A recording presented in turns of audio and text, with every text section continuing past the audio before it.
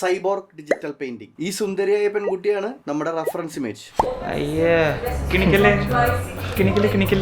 അപ്പോ mid tone വരച്ചു തുടങ്ങാം. ഈ 3 കളേഴ്സ് ആണ് മിഡ് ടോൺ ആയിട്ട് നമ്മൾ പെയിന്റ് ചെയ്യാൻ പോകുന്നത്. Skin, hair, machine implant. ഇത് 3 ലെയറിലായിരിക്കണം. നമ്മൾ എന്ത് പ്രോസസ് ആണോ ചെയ്യാൻ പോകുന്നത് അതിന് ഒരു പുതിയ ലെയർ ആഡ് ചെയ്ത് ചെയ്യാൻ ശ്രമിക്കുക. അടുത്തത് പിന്നെ എന്താ, സ്കിൻ ഷെയ്ഡിങ്. 4 പാർട്ടായിട്ടാണ് സ്കിൻ ഷാഡോ പെയിന്റ് ചെയ്യാൻ പോകുന്നത്. എവിടെയൊക്കെ ഡാർക്ക്നെസ് കൂടുതലുണ്ട്, എവിടെയെല്ലാം ലൈറ്റ്നെസ് കൂടുതലുണ്ട്, ഇതൊക്കെ റെഫറൻസ് ഇമേജ് നല്ല രീതിയിൽ അനലൈസ് ചെയ്ത് വേണം കണ്ടുപിടിക്കാൻ. പിന്നെ ഇതിൽ എടുത്തു പറയേണ്ട ഒരു കാര്യം, ഐബ്രോ വരയ്ക്കുന്ന സമയത്ത് നമ്മളുടെ ഈ റൗണ്ട് ബ്രഷ് മാക്സിമം സൈസ് കുറച്ച് ഐബ്രോയുടെ സെയിം ആംഗിളിൽ തന്നെ മുടിയിഴകൾ വരയ്ക്കാൻ ശ്രമിക്കണം. എന്നാൽ മാത്രമേ ഒരു ഒറിജിനാലിറ്റി ഫീൽ ചെയ്യൂ. അപ്പോൾ ഹൈലൈറ്റ് പെയിന്റ് ചെയ്യാൻ മറക്കരുത്. കഴിഞ്ഞ വീഡിയോയിൽ ഹെയർ ബ്രഷ് ഉണ്ടാക്കുന്നത് എങ്ങനെയാണെന്ന് കാണിച്ചിരുന്നു. അപ്പോൾ ഈ ബ്രഷ് ഉപയോഗിച്ച് ഹെയറിന്റെ ഹൈലൈറ്റ് എങ്ങനെ പെയിന്റ് ചെയ്യാൻ നോക്കാം. ഹെയറിന്റെ ഹൈലൈറ്റഡ് ആയിട്ടുള്ള ഏരിയ കണ്ടുപിടിച്ചതിന് ശേഷം ഈ റൗണ്ട് ബ്രഷ് ഉപയോഗിച്ച് റാൻഡം ആയി ഹൈലൈറ്റഡ് ഏരിയ പെയിന്റ് ചെയ്യുക. അതിനുശേഷം നമ്മൾ ഉണ്ടാക്കിയെടുത്ത ഹെയർ ബ്രഷ് ബ്ലെൻഡിംഗ് ബ്രഷ് ആയി എടുത്ത് മുടിയിഴകളുടെ സെയിം ആംഗിളിൽ തന്നെ ബ്ലെൻഡ് ചെയ്താൽ മതി. റഫ് ആയി കിടക്കുന്ന ഈ ഹെയറുകൾ വരയ്ക്കാൻ നമുക്ക് സോഫ്റ്റ് റൗണ്ട് ബ്രഷ് ഉപയോഗിക്കാം.